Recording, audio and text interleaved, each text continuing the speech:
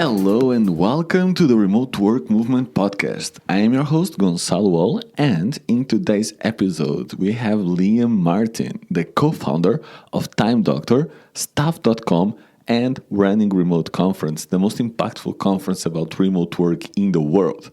As you know, I was lucky enough to be present at the 2019 Running Remote Conference in Bali, and the value I took from it was outstanding. I absolutely love to meet Liam and a bunch of super interesting people around there, some of them previous guests in this podcast like Jordan Carroll and Hans from Safety Wing. Besides all the businesses, Liam is also making a ruckus on YouTube with the Running Remote channel where he shares advice, reviews, and his thoughts about the remote work movement. I don't get nervous often, but this one, it was hard. I was really nervous for this interview because Liam is definitely an example for me and someone I listen to with a lot of interest. So, it's my huge pleasure to introduce you to my conversation with the great Liam Martin. So, Liam, welcome to the show. Thanks for having me. So, I wanted to start with your background because you did study social sciences and sociology, and Yes. you specifically study migrant identity and social theory. Wow, And you right did your now, homework. yeah, I try. And there is a big movement coming where I am actually part of it, the digital nomad movement, which is actually kind of migrant all the time. We are always migrating from place to place, but we do have a local impact. How do you see this movement, and what impact are we having in the local communities? I think that they're probably, the digital nomad is kind of like the next evolution of the traveling, like the Mark Twains of the world. 200 years ago, the only person that was really traveling everywhere was Mark Twain, and it was very difficult. And you had to spend 8 months on a boat to be able to get to where you needed to go. Now we can do this instantaneously and very easily. And I think when you have someone that's traveled to, let's say, 30 different countries and has lived there for maybe more than a month in each of those particular countries, that person has such a unique perspective on life and society. And when you inject that individual back inside of a local community, that person has so much experiential knowledge that they can provide to the local community. I think it's going to be very interesting what happens over the next 20 years, because you're going to have these people that will probably be, again, I actually don't think they're going to be a large percentage of the population. I think they're going to be 1 to 2% of the population, but that will still have such a fantastic effect that there's probably going to be some significant impacts in general society over the next 20 years.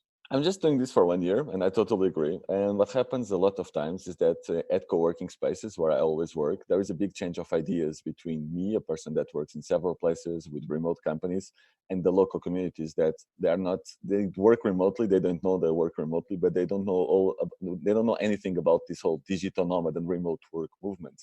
And I think the impact of the ideas is very, very interesting. I think that it's so funny because of my background with Time Doctor and with running remote, um, I encountered so many people that don't know anything about remote work and don't know anything about being a digital nomad, but they've worked remotely for 10 years. And they said, oh, well, and it's called, well, I'm working from home, but there's no framework. There's no, when we're, especially in the digital nomad community, it's a movement, right? It's something that's core to your identity. Once you kind of get that bug, that travel bug, you don't want to let it go. And I think that that's something that we have not seen in a long time. I actually think it's probably the evolution of the cosmopolitan class. So when you had even 30 years ago, you had the cosmopolitan class, which were the people that were ultra rich that could travel the world and work remotely. And so this cosmopolitan class is now accessible inside of your middle class individual. Middle class individual with a Western passport can now travel like the 0.1% 30 years ago, which is a very exciting concept. Besides the impact in the local companies, because I see people are starting to think about working remotely all over the place, what what impact also does it have in the local communities? Meaning, more people with more money, with different ideas consuming. For us, let's say in Canggu in Bali, where we were, we see more than ever, instead of just tourists going there for 1 week to get it drunk, we see people actually living there, actually wanting to employ local people, and actually going out of their way to employ a local instead of employ someone from Vietnam. What impact can we have? So I know Igor, who runs Running Remote, he was very adamant about having local pricing for Indonesians. So for Running Remote to be able to make sure that Indonesian people that are not making anywhere near as much money as most of the expats that currently are living in Bali were able to get access to this type of an experience and this type of a conference, even to open up their eyes to what could theoretically be possible. But I mean, if you extrapolate this out over, let's say, a couple decades, I think it will be the absence of national competition, and it will just simply be global competition. It's just this is kind of the next step of globalization, where you will have these digital nomads that might come back to a local community. They might say, well, yeah, I come from San Francisco, and yes, I'm living in Canggu, and yes, I'm making half of what I could have made in San Francisco by going to Canggu, but my lifestyle is much better. And then they start hiring these locals, and these locals realize, well, I could probably make 4, 5, 6x what I'm currently making here by working digitally. And then an interesting situation happens where I don't know if you had seen the short that we put out at the very beginning of Running Remote, which was the story of Fahim. Yes. And Fahim, who is an individual from Bangladesh, he has muscular dystrophy, and he literally went from begging in the streets to being a top graphics designer on Fiverr. And he had 329 reviews, 4.9 stars out of 5. And he's supporting his entire family off of his work. Fahims of the world are coming and be able to create an environment where it doesn't matter where you're from, you're going to be able to compete equally with everyone else. So I actually think most of the digital nomads that we currently encounter that have a first world passport to be able to travel internationally, right? Because Fahim can't travel internationally. We were trying to actually get him to come to Bali, but it was absolutely impossible because he had no passport. We had to go through the application process, and then we'd have to go through a visa process. There's a lot of red tape connected to it. So eventually, the end result of digital nomads being able to treat planet Earth as their own kind of amusement park, I think that probably is maybe another 10 years before that really kind of equalizes, and good talent is going to be paid the same rate anywhere on planet Earth. That would be amazing. Yes. And the impact it will have in the places that are poorer right now, like Southeast Asia is a very good case. And we already see a lot of businesses flourishing around the digital nomad community. Co-working spaces are a great example of it, but there is many more cafes directed to digital nomads where cappuccino costs $3-4, and this is not exactly for the local community. They drink usually Balinese coffee, for example, but it's targeted to digital nomads. So even in the business side, in the local business side, not digital, we see places like Canggu, like Chiang Mai, that was just a small city before, and like Vietnam now, Da Nang, just flourishing through this community. And I think that's amazing. And the impact we can have locally by consuming locally, going to local businesses, is outstanding. I really love what we are doing as a community. Although it's not perfect, there is a lot to fix and to improve, specifically the visas. But it's amazing what's being done, and even by some countries like Estonia, where they're trying to push this digitalization of the world forward. Absolutely. I love Estonia. I think they're so far ahead of everyone else. And if I were to define a nucleus of the digital nomad movement, I would probably say it's either Canggu or Chiang Mai. Yes. And if I were to define kind of where the bureaucratic center of the digital nomad movement is, it's in Tallinn, in Estonia. They are doing things that are just so far ahead of every other country. Lithuania just followed their steps, and they actually put it out there that they also want to create a e-residency program, like very similar to the Estonian one. Will this be a trend in the countries that to try to get more companies to pay taxes there? I think that you'll have So I'm still structured in the United States. I'm Canadian, but my holding companies and all that kind of stuff are structured in the United States because it still is actually a really great place to do business. So Estonia they don't tax profit; they only tax dividends, which is massive when you really want to think about how you're going to structure a tech company, as an example. Because for us, we never had black in our books for years because we realized, well, why should we make $500,000 in profit when we only have to pay 14.5% of that as tax? We should probably just reinvest that completely inside of the business. So Estonia says, well, no, you can make as much profit as you want. And then when you're ready to take it out, I think it's a 10% dividend tax rate there. So it's all fantastic. But I mean, the future of these systems, I actually think you'll probably end up with one dominant country or framework that will allow you to set up very quickly and easily, and then that country will be able to communicate to a lot of other different countries. I don't know about the Lithuanian case, but Estonia is an OECD country. It's EU. It's an EU country, so I can do business throughout the entire EU. They pay attention to all those laws. I would kind of call it like a onshore, offshore type of situation. So you'll be able to go in, like if you talk to one office, you can set up your entire corporation with Estonia for $500, which is mind blowing. And they'll do it in a day. Yeah. And they literally give you, I have the chip. Unfortunately, I don't have it in front of me, but it is a USB connected identity card that is runs on crypto, or not crypto, runs on the blockchain technology. And literally, like, you can do your banking, you can do your taxes, you can do everything from that one little card. So that'll be the future. One of those countries will end up being the dominant for work, and does will own trillions of dollars in the future. Do we will see more competition? Because Estonia is clearly 10 years in front of everyone else in the digitalization of their country. Will countries start to compete to attract these digital companies and also digital workers? Because right now you cannot go to Thailand and work there legally. You cannot do that even if you work for your company in the US. So legally you cannot do that. Will this change, and will then Thailand, Bali, and other countries try to compete for your presence in their country, where you will spend your money there and will actually pay your taxes there? I don't know, but it seems like a really good idea for them. So as an example, if you live in Bali, you have to fly out every 2 to 3 months, right? You've got to do that as an expat.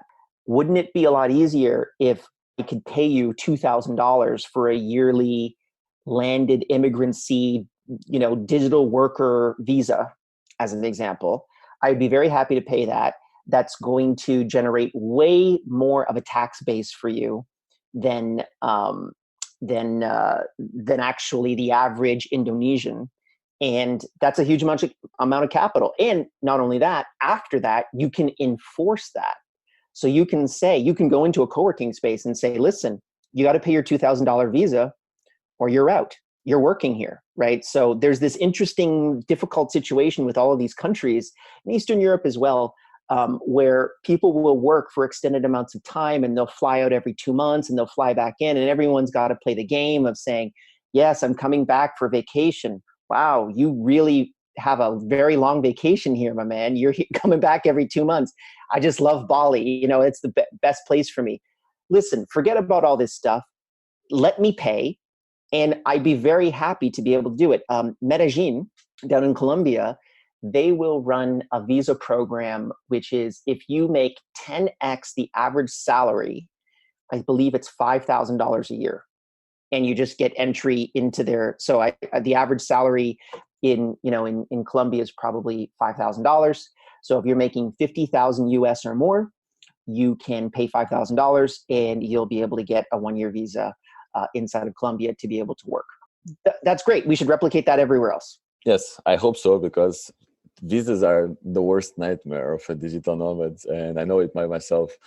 Even though I always travel from one place to the other, in the future I want to have a base, and right now that's not possible. I don't want to have to deal with all the visas in Bali or all the visa issues in Thailand, and so I just keep traveling from one place to the other. But I hope to Yes. figure out in the future. Talking about Bali, you did organize a conference for 2 years there. In the last 2 years, I was present in the last running remote conference. Why Bali? Thanks Why for coming. started? Thank you. It was amazing, and I met the biggest thing is I met a lot of interesting people with whom I not only appear they did not only come to this podcast, but I'm doing business with them, starting businesses, helping them. Grow Remote is one case. Remote here is another case, and yeah, for the networking sides. That's the exact point of the conference, which was to be able to create a meeting space for people to collaborate on the future of remote work.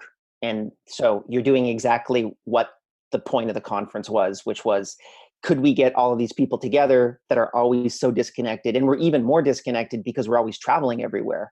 How could we get all these people into one place just for 2 days, get that face-to-face? I don't know in your experience, but for us, we do a team retreat every year. So we do a company retreat.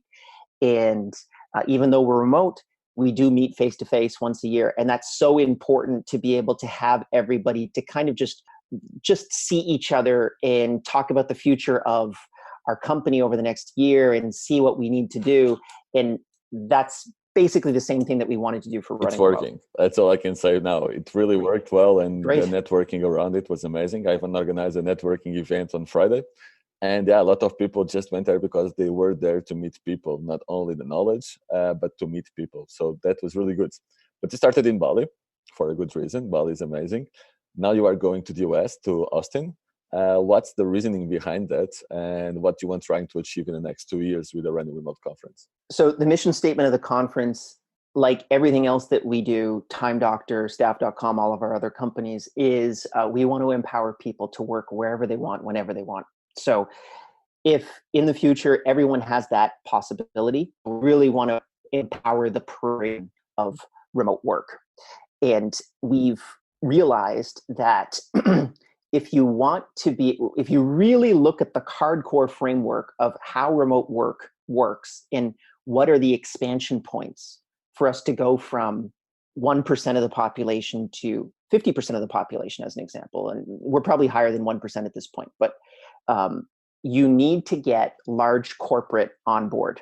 And we had 3 or 4 delegations from Fortune 500 companies that came last year to Running Remote. And they were kind of just poking at the idea, saying, oh, this remote work thing, it could theoretically work. Let's kind of see let's get a crash course over the next 2 days.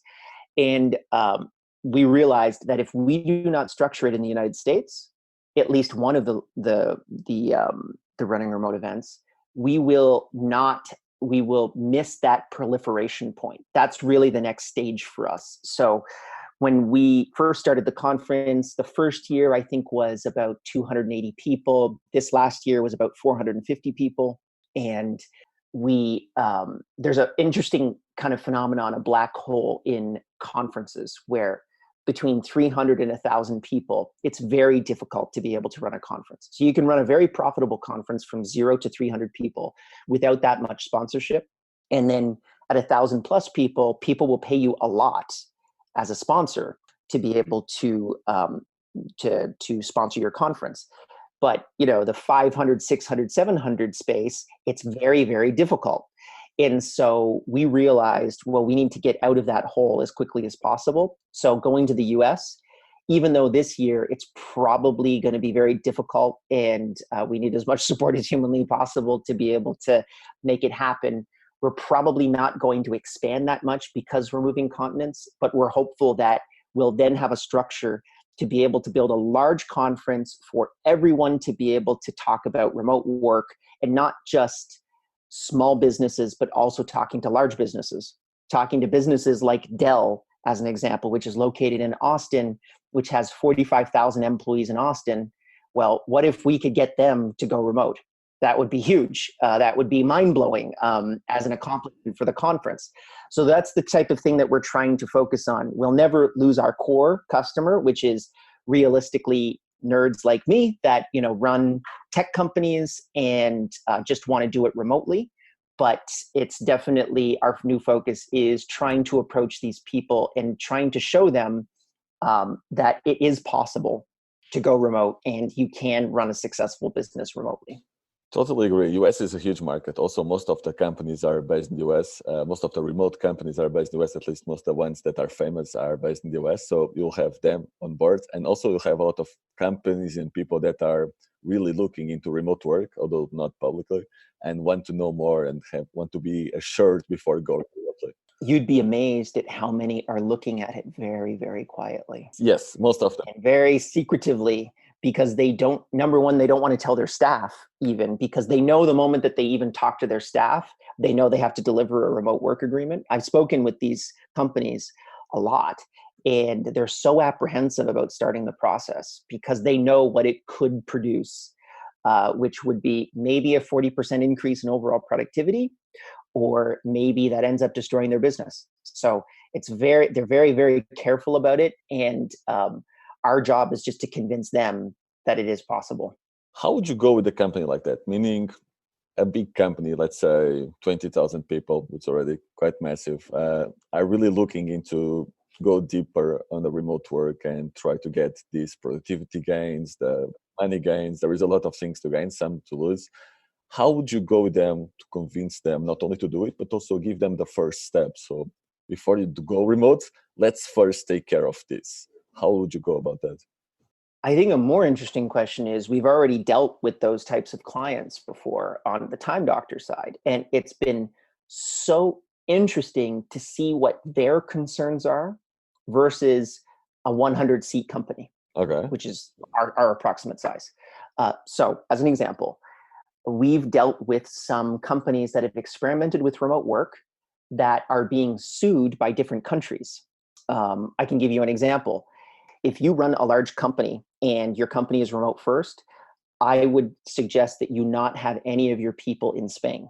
I've had more than one client that has had the government of Spain sue that company for payroll taxes because their employees spent more than 3 months in Spain. So let's say you're wintering in Spain, as an example. Well, you're working there. And if you're working there for longer than 3 months, the Spanish government will sue you for all of those payroll taxes. So there's some really interesting bureaucratic legal infrastructure problems that we actually have to solve as a remote work community to be able to allow large corporate to even enter remote work, number one. But then number two, it's infinitely more difficult for digital nomadism. So I've spoken to a lot of large companies, they do not allow you to leave the country. So you can work remotely, but you can't leave the country. They want you to leave the country. They want you to actually be digital nomads, but the legal bureaucracy that's in place does not allow them to leave. So there's a lot of things that we've got to solve on that side of the equation. You've got to work with governments. You've got to basically go to these governments and say, listen, how would you like it if I brought 4,000 workers to Thailand that all make $80,000 a year? I can make that happen with a snap of my finger. Right now, the Thai government would say, well, no, we don't want that to happen, right? But in reality, that's a huge win. I was speaking with some government representatives out of Cairo just recently, and I was talking about all of these remote workers that are on our own network, on the Time Doctor network, and I'm seeing them. I'm saying we have thousands of workers that work throughout Egypt, and their average salary is $3,500 US per month. And that's way higher than the $250 per month that the average salary is in Egypt. How can you help me get more of those jobs into Egypt? And their answer was, well, where are these people? What are they doing? They're working illegally, and we need to get them out. Wrong approach, in my opinion, and not the way that you continue to build out the best talent in the world, getting paid the highest amount of money, and more importantly, remain in their country of origin, which also then just literally that $3,500 a month employee is a 10x employee, right? They're making 10x what they making. And if you can put that person in Alexandria or in Cairo or in any other city in Egypt, they will be juicing the economy better than anyone, or sorry, in their surrounding areas. They just don't get it. It's really difficult to communicate that to them. And right now they just think about taxes as opposed to thinking, well, what could make the economy better? And I'm always thinking about, if I'm bringing in someone that literally 10x their income, and I can do it 10 million times in a country, I can completely change that economy. But that's not the way that governments think, unfortunately. Yeah, it's fun because we are seeing these changes in, at least locally, we can see the changes in places again like Chengdu and like Chiang Mai, where the economy changed and accommodated all this money coming from the outside. But the local government is still very against it. It's actually going after the digital nomads that are spending the money there and trying to kick them out from Thailand, which is kind of fun. But on the company side, besides all the legal bureaucracy, and I'll try to push you a little bit more on that. How can a company prepare to go remote? Just before, okay, they're interested in it, but just the preparation, meaning you clearly have a product that can help with. Sure. So I think there's kind of like a couple stages. Number one, don't deploy everyone remote. So get a department or even get an individual, someone who's excited about doing it. Lock them down and say, what are the clear KPIs? What are the compass metrics that you need to actually accomplish while you're working remotely? And this is actually have outcome variables for a lot of people that work in an office, or what we call on-premise versus remote first. And so you are going to produce these amount of blog posts per month at this quality. And, this is what you're going to maintain, as an example. And then once you've clearly identified that, you could use a tool like Time Doctor. I'm a little biased because I was the one that built it, but you can use any other tool on the market to be able to very clearly identify what you're doing. So as an example, I'm doing podcast task right now, and I'm collecting that with all the other 387 podcasts that I've done over the last 2 years. And then it's all getting conglomerated, so I know where my time is going. That's the way that I use Time Doctor. And everyone in the company can see my data. So we basically allow everyone to see everyone else's data inside of the business. So we take all of that. Once you have that structure in place, then run a 1-month experiment. And you also would probably want to put this down in like a remote work agreement. There's a woman who's coming to Running Remote next year who is the remote lawyer, and she has all this documentation. So if you want these remote work agreements and all that kind of stuff, she just provides them to you. So you have that agreement in place, you do that 1-month experiment, and then you measure.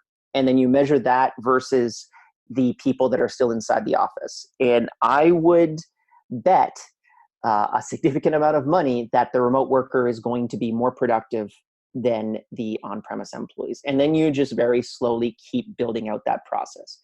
Throughout that 1 to 3 month period as well, there's going to be a lot of growing pains, because managing remote employees is very different from managing on-premise employees. You need proper documentation and SOPs, guidebooks, all that kind of stuff inside of your business to be able to do that. That's usually the major barrier. And then also making sure that you're communicating in the right way. So we're doing a video call right now. I can see you, you can see me. That's a really great movement forward to be able to keep that human communication and understand that these remote workers are not just ones and zeros on the other side of the planet. Once you have those things in place, you should be able to be remote within, if you have 20 employees, probably within 3 months. If you're doing it quickly, you could probably do a full deployment and be completely over to remote first, which on average is going to save you about 40% on your staffing costs if you maintain the same salary. And you can break down that number in a deeper way, but generally that is, remote workers are about 22% more productive than their on-premise counterparts. And the point that most people don't really recognize, at least for the remote founders and business owners, is remote workers have a 30% higher retention rate than their on-premise counterparts. So anytime you fire someone or they quit, it costs on average $42,000 in the US market to replace them. So that's happening 30% less with remote employees. So definitely a huge advantage over on-premise employees. And I actually think within the next 10 to 20 years, that will become the norm. And I think that once large corporate understands the unit economics, everyone will be working from home as a standard. And then people will be wondering, well, can I work inside of the office? I think it'll be the reverse. But that we're a little too far away from that for right now. Totally agree. But you touched on 2 points that I want to go there. The first one is transparency. How important is transparency in a remote company? And also, why do remote companies tend to be much more transparent in everything? We have amazing cases like you just talked about your Time Doctor, but also Buffer shows everything to all employees. And this is not normal in the corporate world at all.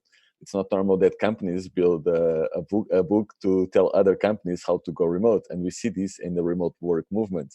Why do remote companies want to share this information? Do it on purpose and do it with the feeling that they are helping the others? Because they like it. That's it. So, I mean, why do I tell people about this? The Running Remote conference makes us almost no money. I think it made us a grand total of $15,000 last year, right? So it's not that we did not turn a massive profit. I could put my time into just doing Time Doctor and make a lot more money doing that. But I'm very passionate about this particular subject. I think that this is making people happier. It's the single most important thing that you can employee happiness. So having them go remote is the single most important thing that you can do to make your employees happier, right? Doubling their salary doesn't make them as happy as going remote. So to me, if I could help a very small percentage of planet Earth go remote, that would be a life well lived. So I think a lot of the other remote first companies are realizing they have lightning in a bottle and they're living a lifestyle that's just so much better than anyone else's. And they just want to share that. Also, too, one of the things that I think you would have to talk about is tech companies in general. And there's a massive bias that most remote first companies are tech companies, at least right now. Most tech companies are generally a lot friendlier than most regular businesses, right? So like the real estate moguls, the Trumps of the world, there's very little room for innovation. And so therefore profit margins are razor sharp and you have to be very aggressive and nasty to be able to make it in that world. In the tech world, I mean, just choose a direction. If you can build a SaaS product to be able to serve that market, you can have a pretty successful business. And I'm not saying it's easy, it's not, but it's way easier than classic business. So I think people are very nice in this industry because they can afford to be. That's super interesting for me because I come from the previous structure where people just fight and try to hide all the information. And then seeing you and all these people just trying to force and say, no, this is how we do things. This is how we have our communication structure. You should do the same. At least you should consider this. It's very refreshing. And I'm actually loving to being a part of this movement because exactly of this friendness that is all over the place. We had a perfect example the first year, which was Toggle, who's a direct competitor to us. And they spoke at the first year of Running Remote. Now, that would be pretty stupid for me because I run a time tracking company and I have my direct competitor speaking at the conference that I'm organizing and funding. But at the end of the day, and I truly do believe this, if you're trying to steal customers from each other, you're missing the main movement, which is how many digital nomads are there on planet Earth? It must be like less than 1% of the global population, right? It's probably going to be in the future, maybe 10% of the population over the next 20 years. The big game is actually speaking to the other remote workers. It's not actually trying to steal each other's 0.1%. So I always think about that, which is the people that don't know about remote work is like 99.5% of the market. Why should I bother fighting about the 0.5% of the market that already knows about it? They've made their decision. I really want to speak to the people that don't know about it. Completely agree. Yes. Instead of fighting for the ones that are already into the game, there is a whole new market just waiting for being poked. Talking a little bit about the happiness side, because remote work does make people happier. but there is the dark side of it, which is mental health and loneliness. How can you, inside the company, structure your communication to try to make people happier while working from home, but also to have careful with their mental health and approach that issue as soon as possible before it grows inside the person? Sure. So we have a lot of early warning systems. Number one, our HR department acts independently of the rest of the company. So if you have an issue where, well, I'll share a personal story, I suppose a quasi-personal story.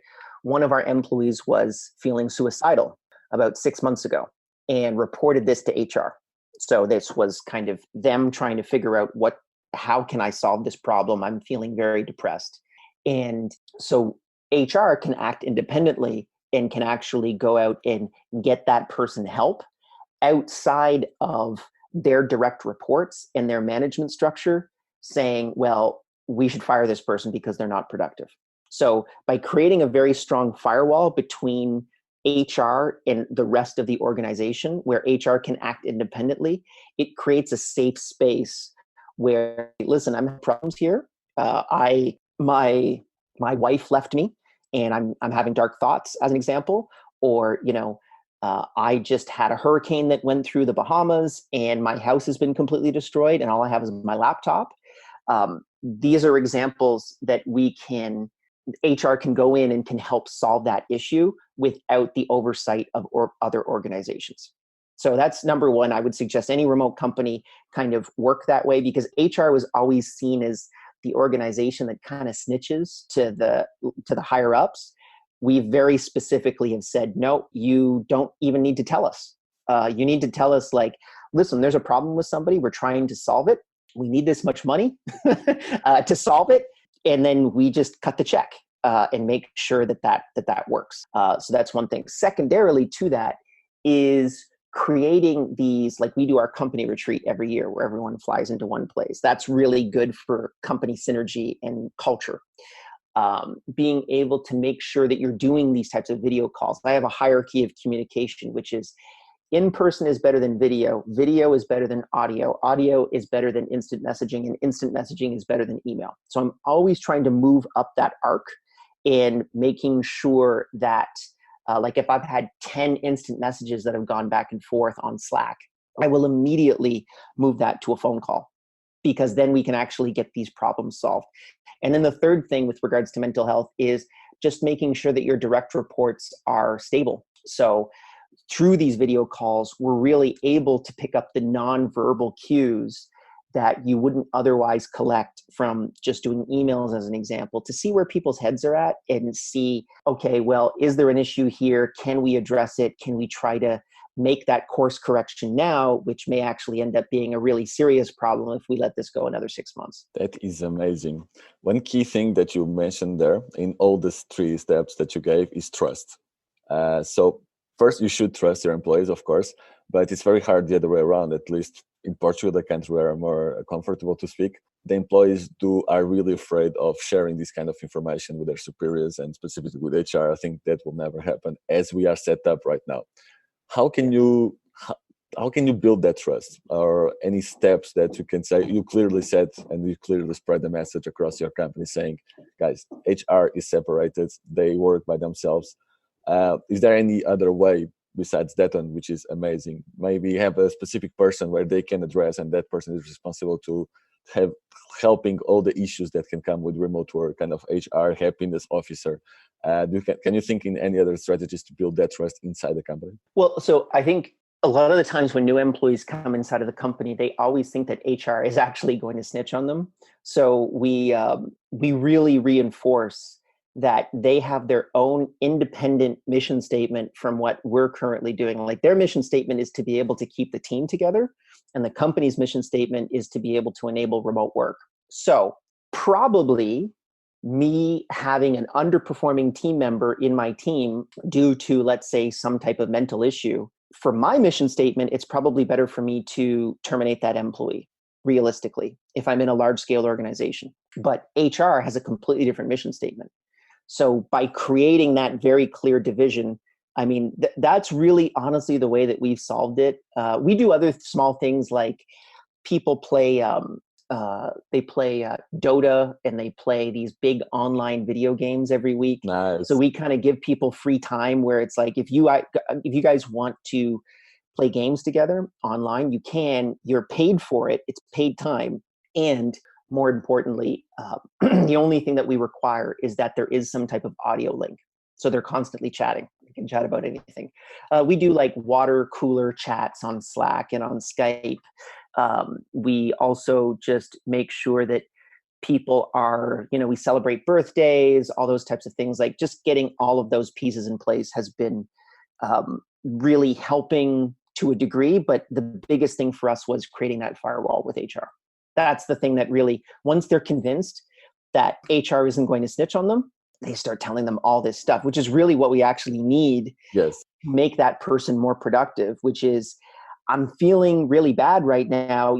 Of one of our employees was in a long-term relationship with his partner, and they ended up breaking up, and he was alone because they were both working remotely, and they had 2 separate offices in their house, and he ended up working alone, and he was getting really lonely. So we put him into a co-working space. Like those things, and it cost us $300 a month to be able to put that person in a co-working space, Yes. but we saved that employee from quitting. So those are the things that you need to kind of be mindful of and make those course adjustments before they become serious problems. That is amazing. And it's exactly what I wanted to hear, because we have to act soon in order to make things better instead of just let it go. We have 5 minutes, and I really want to digress a little bit about the future of remote work. Where do you see this movement first in 5 years? And then we are seeing some big companies betting a lot of money in the future of work and the future of remote work. Specifically in co-working scene, and also in co-living scene. We have 2 big players right now. We work in Selena, betting a lot of money and a lot of time in the future of both digital nomadism and remote work. Where are we going to be in 5 years? Of course, futurology, but what do you think? Where do you see this movement going? I think the next 5 years from the co-working space is going to be pretty dark, actually. I think it's probably going to be one of the darkest times in co-working. I think that WeWork will be, in 6 months from now, it will not exist.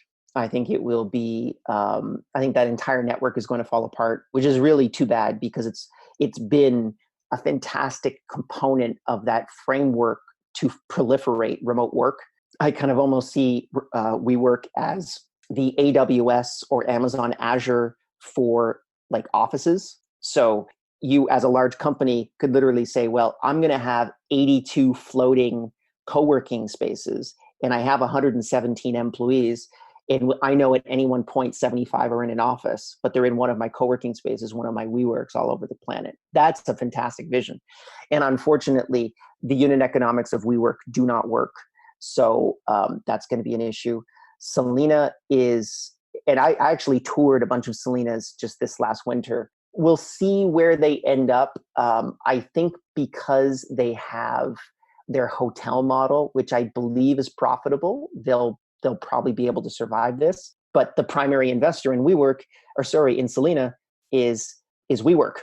So it's a major issue where I think that there's going to be a lot of capital that's drying up in that space. So I personally do not believe that co-working spaces are a venture-backed industry. I think that anyone that's starting a co-working space right now can probably expect, if it's relatively well run, a net margin of about 10%, which actually is okay, because I think a lot of co-working spaces are probably doing, $2 million a year. You're clearing $200,000 in your pocket. That's good. That's a good model to run, and probably your initial costs are $100,000 to be able to get them up and running. So it's going to be okay, but I think the next couple of years, the co-working space industry will be quite dark, because I think there'll be a lot of capital that will dry up. And if anyone actually is interested in conglomerating the space, I think there's going to be a fire sale on a lot of these guys that have run on venture capital up until this point, because we're obviously, and we're what's the date today? It's October? No, it's September of 2019. We're going towards an economic correction. It's pretty inevitable at this point. So the first thing to dry up is venture capital. And so I think that once that does dry up, co-working will take a pretty hard hit, but I think within 5 years, we'll actually have a much stronger network.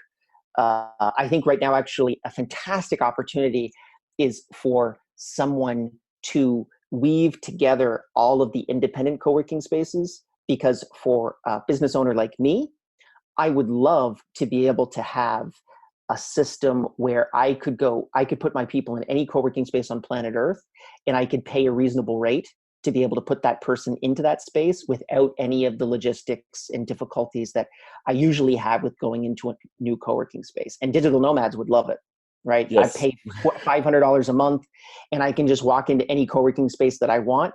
That would be amazing. And I think that we're unfortunately probably going to have to see the fall of WeWork to be able to see that happen in the future. And that was also an amazing tip for a business that you can create for the next 5 years, I guess. There is much more businesses that you can create to support this remote work movement. This is just one of them. And where can now people find out more about you, Liam? You want to check out Running Remote, go to runningremote.com, timedoctor.com, obviously. And then if you really want to chat with me, I've been doing this experiment on YouTube. So youtube.com/runningremote. I'd love to be able to see you on there. If you put in a comment, I will respond within hours. I'm super responsive on that platform because I do believe it's probably one of the least annoying forms of social media. Yes. And I'm trying to not do Facebook or Instagram or Twitter or LinkedIn. I'm trying to focus on YouTube because I do believe it is a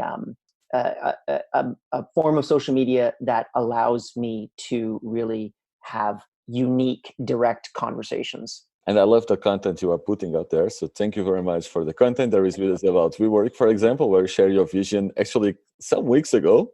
And the reality is shaking up with you so far. And I was right. Was I not right? I literally said, they were like, oh, they're of a $47 billion valuation. I said, they're probably worth between 2 to 10 billion. And then 2 weeks later, they dropped their valuation to 10 billion. Right. And it's just sort of like, yeah. I loved that because I was exactly right. So if you're looking for some knowledge bombs, go to the YouTube and follow Liam and Running Remote. There's much more happening there. Liam, thank you very much for your time, and I'll see you next time. Thanks for having me. And that's a wrap. If you enjoyed this episode, subscribe to Running Remote, check the YouTube channel, and show some love to Liam on his social media. I really appreciate that you leave a review for us on iTunes. It's the best way to help more people find out about this podcast, and it would mean the world for me.